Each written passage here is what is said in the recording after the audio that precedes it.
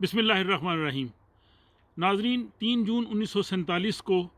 بر صغیر کی تاریخ میں نہایت اہمیت حاصل ہے۔ اس روز برطانوی حکومت نے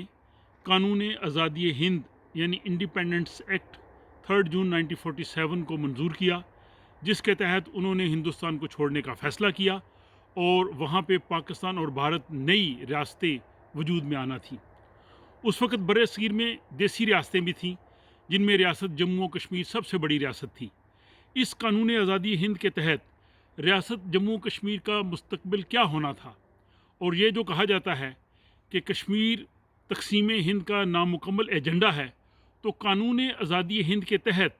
کشمیر کا مستقبل کا فیصلہ کس طرح سے ہونا تھا، مسئلہ کشمیر کیوں پیدا ہوا، اور اب تک مسئلہ کشمیر کے حوالے سے پاکستان، بھارت، اقوام متحدہ، عالمی رائے عامہ اور خود کشمیری ان کا کیا کردار ہے، یہ تمام تر تفصیلات تاریخی اور تحریکی حوالے سے دستاویزات کے ساتھ، جو شاید آپ نے اس سے پہلے نہیں دیکھی ہوں گی، تمام حقائق کے ساتھ آپ کے سامنے پیش کریں گے۔ اور اس کے لیے